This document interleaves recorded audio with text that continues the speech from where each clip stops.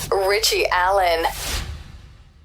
Cynthia Mckinney, great to chat with you always. Thanks for coming back on the programme. How are you? I'm doing just great. You sound great. Now, you're back in Asia. Last time we caught up with one another was back in November. You've been teaching in Asia and you're back there again now in the new year. Is that what's happening at the moment? You're continuing the teaching there? Yes, actually what happened was I spent the last month in the United States and I defended my dissertation and I passed. So now it's just a matter of some minor edits to my dissertation, getting it in the right format and getting all my credits and permissions done. And then I will have the great pleasure of starting to pay back my student loans. You're doing that. I don't patronize you for 1 minute when I say this. Look, you're an educated woman anyway, but you're an example to adults who are thinking about, you know, taking a course or doing something different, getting back into education. I think you're an absolute brilliant example for that. Not that you need it. Again, I'm not, you know, patronising. I mean, you're an educated woman anyway. You've had a great career. But I think you're a brilliant example to people, and congratulations on passing that. Now, I follow you on social media on Facebook, and I recommend people find Cynthia Mckinney Official on Facebook, is where you'll find regular updates from Cynthia, her opinions on various events. Cynthia, the situation in Ukraine, this is getting more and more and more serious by the day, isn't it? Yes, and you know, I spent this morning listening to U.S. propaganda. What it was, it's on YouTube, and it's a compilation of news stories from Fox, CNN, U.S. news outlets, and the tone and the character, it's just lies. And it's so patent, it's so blatant that I hope that there are no people in the United States that actually believe it.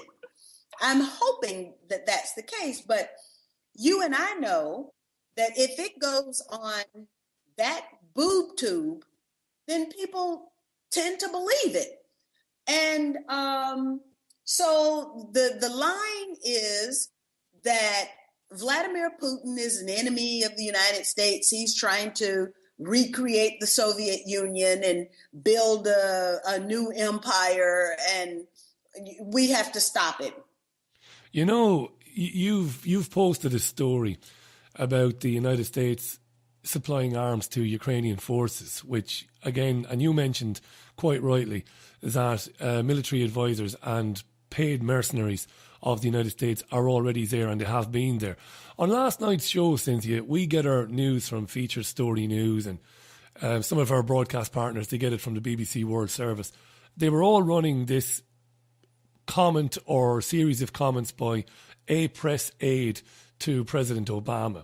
And she was saying, in talking about why the United States is condemning Putin and condemning what's happening in eastern Ukraine, she kept saying, and it made me laugh because, you know, we've spoken before, you and I, about rewriting history, even very recent history. She kept saying, Cynthia, the sovereign country of Ukraine, the democratically elected government of Ukraine. And I'm thinking, Jesus, it's only a year or so ago that, a US-backed coup saw Viktor Yanukovych thrown out in Ukraine. And yet here we are hearing stuff like sovereign government, sovereign nation, democratically elected government. It's tragic, you know. We laugh at it, those of us who've worked in the media for years sometimes, and we laugh to avoid going crazy and pulling our hair out. But it's indicative of what you just hinted at there, this brainwashing of the public into believing whatever it is they're told. That's right. And, you know, the CIA used to call the media the Grand Wurlitzer anyway. And they enjoy being able to play the tune and see and watch people dance to the tune. And so from my research on the counterintelligence program, which targeted dissent in the United States back during the 60s and the 70s, and the revelations of the Senate Select Committee on Intelligence that was headed by Frank Church as a result of the excesses of the counterintelligence program, we know that the CIA put an awful lot of its money in the media, buying media houses, buying publication houses, and buying journalists. We even had, if you recall, the German journalist who admitted to planting stories in the media in Germany for the CIA. So it hasn't stopped. It was made public. These were revelations in the mid-1970s in the Church Committee when the literally had thousands of journalists on the U.S. CIA payroll, both inside and outside of the United States in violation of their own charter. But it hasn't stopped. Now we have an entire department in the Pentagon for perception management. So that tells you that even though they apologized and said they weren't going to do it anymore back in the 1970s when they got caught, they just moved it over to a different office and kept right on rolling. And so the people have to understand this history. I've recently written a piece on the Charlie Hebdo incident, and in it, I use a framework that's provided by one of my professors on my dissertation committee, Peter Dale Scott. And, you know, I really recommend that you interview him because he's come out with a new book. It's been his life's work on dealing with the deep state. And that is the part of the apparatus of government that is not readily seen, but that plays a very big part in the domestic and foreign policies of a government. And there are certain people who have access to the inner workings of a government, whether it's the United States or Venezuela or Ireland or, you know, wherever. There's certain people who have access to the inner workings. And that's what he is talking about, as opposed to the public state, which consists of the people that run for office and get elected. Well, there's the deep state.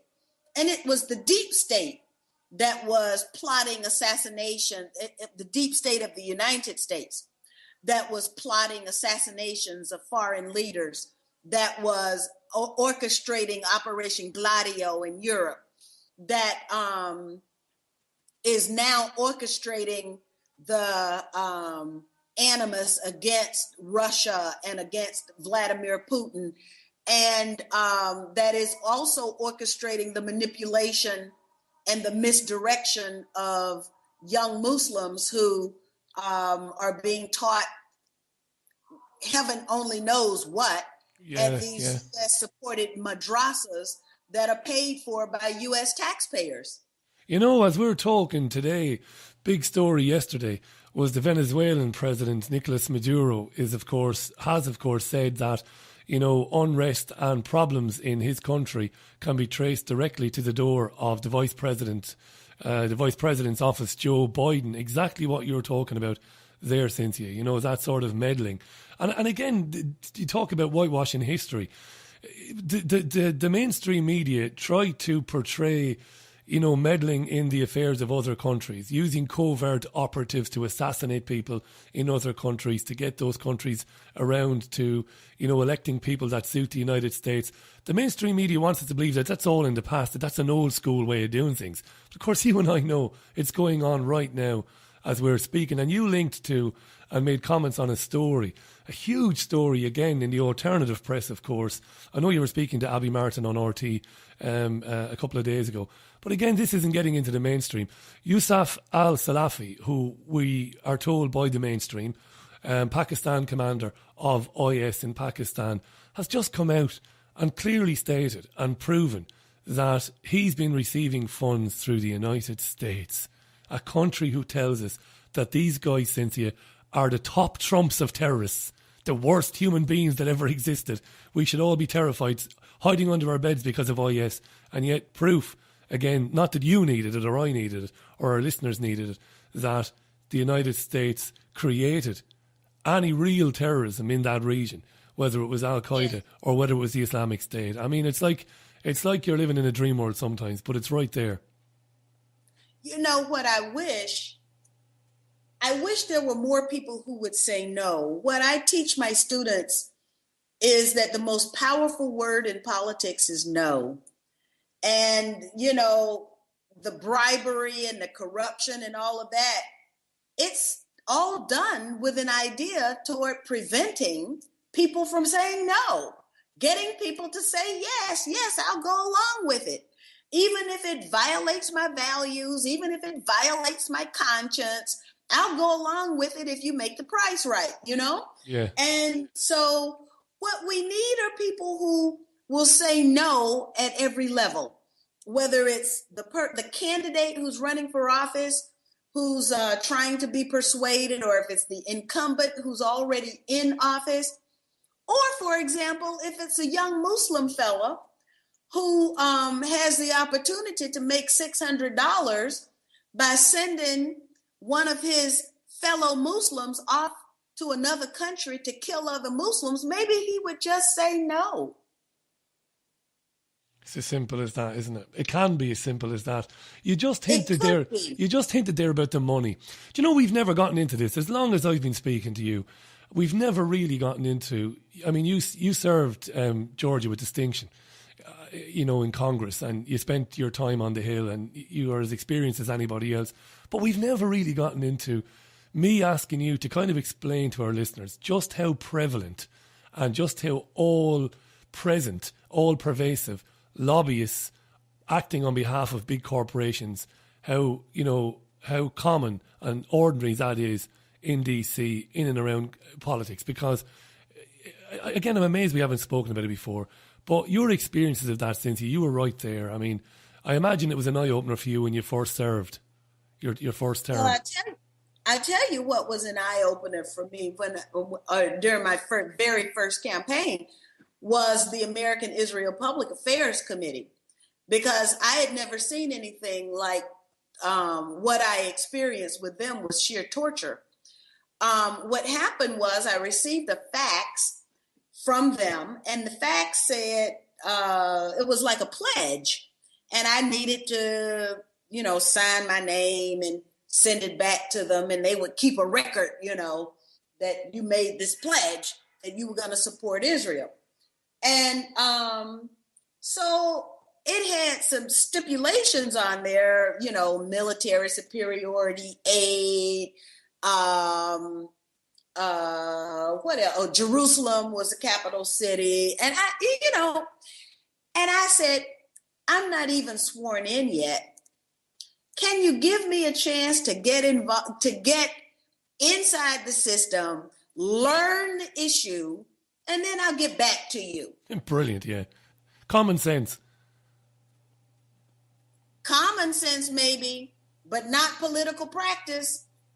I was hounded from that moment on, whether it was a women's organization or an environmental organization. What I learned was that the operatives for the Israeli lobby, they control women's organizations, environmental organizations. It really didn't matter what peace organizations, everything is a fraud. And so I would say, okay, I want to get your endorsement from the environmentalists or the women's organizations. And I would get a call saying, well, did you sign the pledge? Now, this ostensibly is from a women's organization. I'm a woman. I'm the only woman running. Yeah.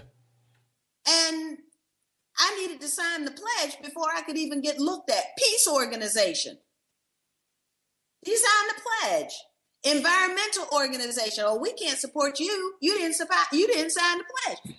What I learned, of course, I went through and did a whole lot of researching. And then I discovered that Gus Savage, member of Congress from Chicago, had also been targeted by them before my arrival. And he put his experience on the congressional record for the world to see if they, would care to read about it. And what he said is what I discovered. And that is that every aspect of the political process is in some way or other controlled or influenced by people who are affiliated with the pro-Israel lobby. So the name of the organization might be the New Jersey Garden Club, but in actuality, it's them. And so what his experience was that his opponent was getting thousands and thousands and thousands of dollars from organizations like the Garden Club. That's an example that Gus Savage used. And he started investigating to say, well, why is the New Jersey Garden Club contributing money to my opponent in Chicago? And then he found the links. And that's what happened to me. I had people from all over the United States sending money to my opponent at the word. And then we were able to come by a letter where the person who was soliciting funds for my opponent said she's not friendly to Israel. I had one person to write a letter. He was writing a letter all over Georgia. And that letter said, when we go to her office, we are received very well. And she always meets with her constituents. She votes very well on our issues. We have no complaint with her representation except for Israel. And for that reason, this person was writing a letter saying, for that reason, he wasn't going to support me, and was asking the people who received the letter not to support me either.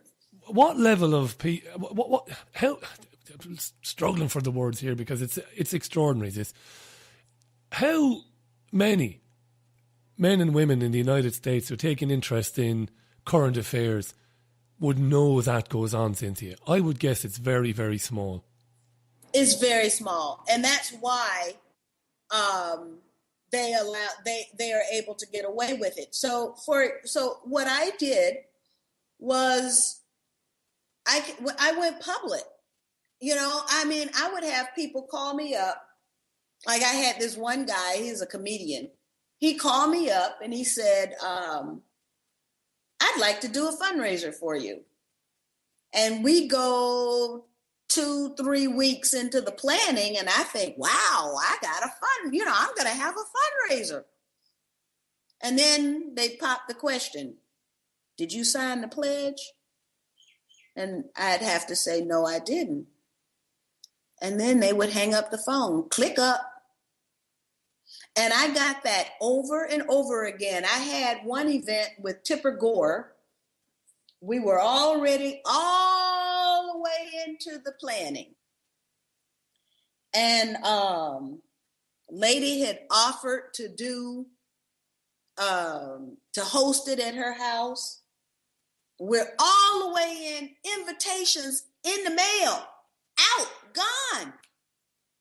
And then she asked me, did you sign the pledge? So now I've got Tipper Gore coming to town.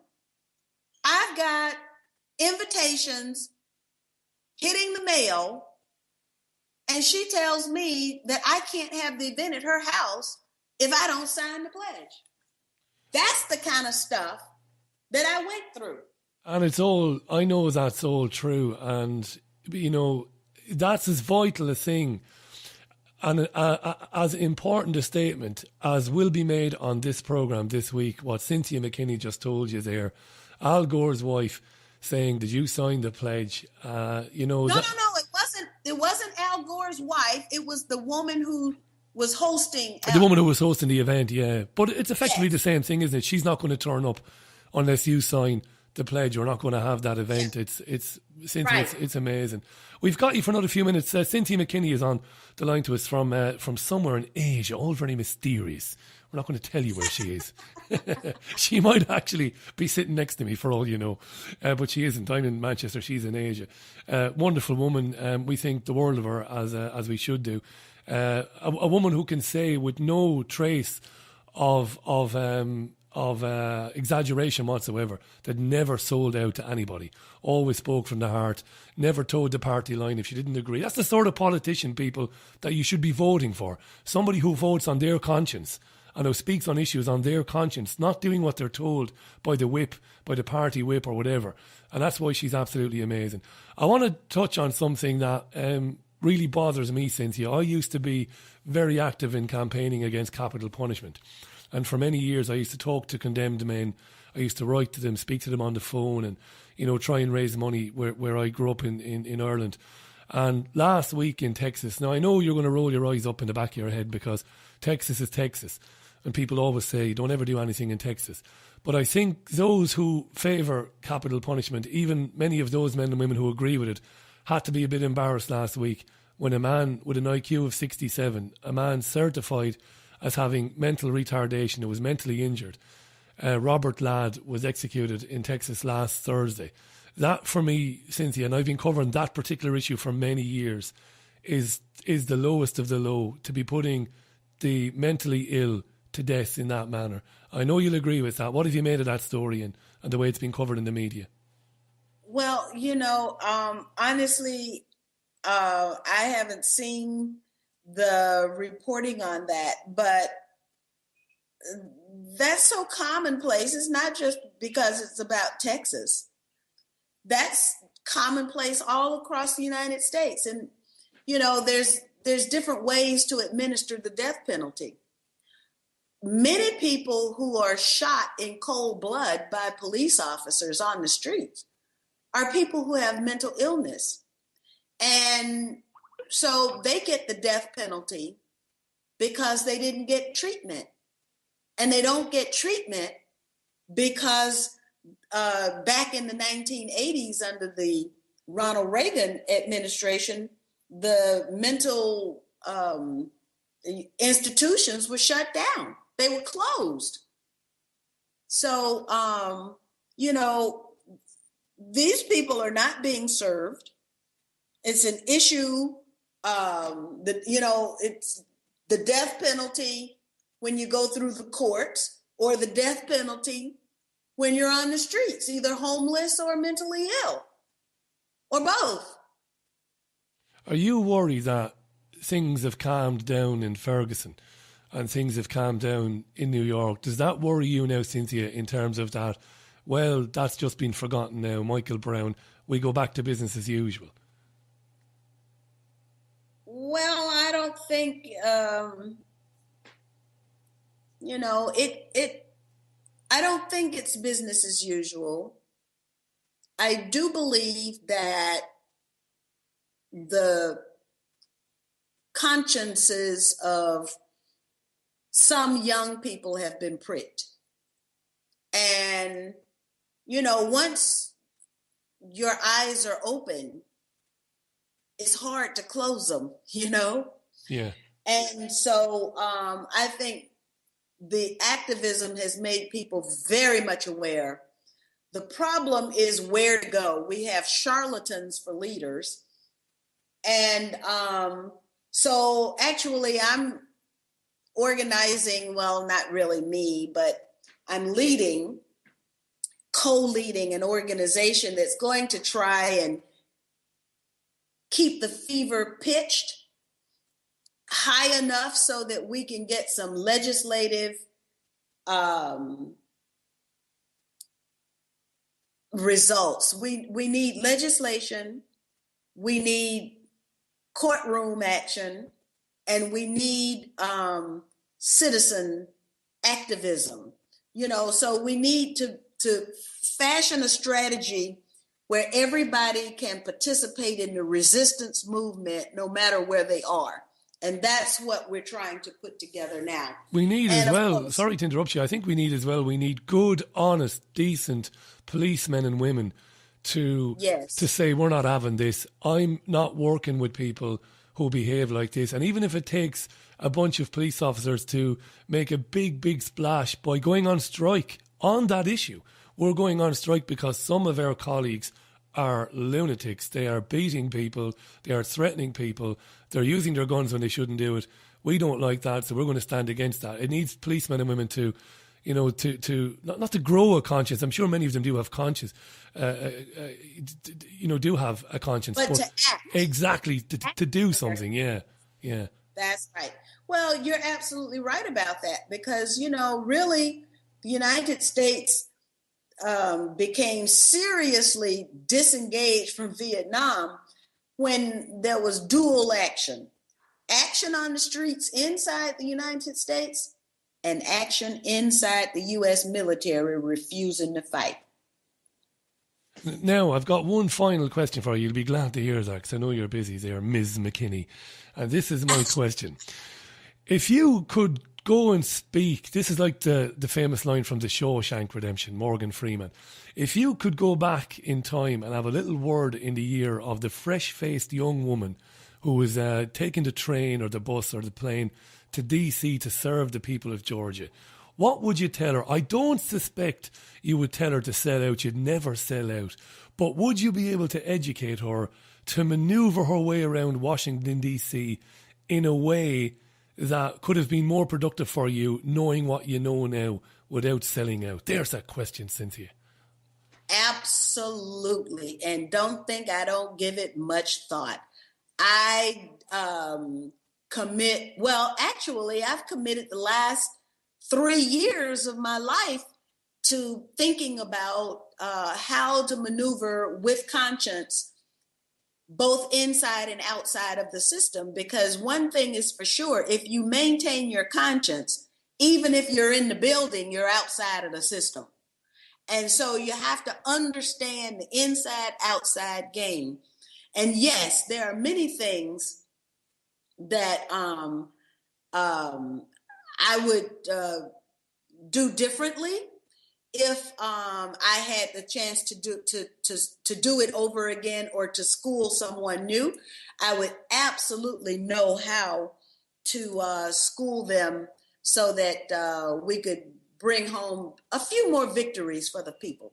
McKinney Consultancy is a company I think is going to be set up sometime in the near future. Cynthia, look, thanks for giving us your time. You know we love you on the programme, and I hope in the spring, maybe in the late spring, we'll look you up and see where you are and have you back on. It's an absolute pleasure always to chat to you. Thank you so much, Richie. Richie Allen.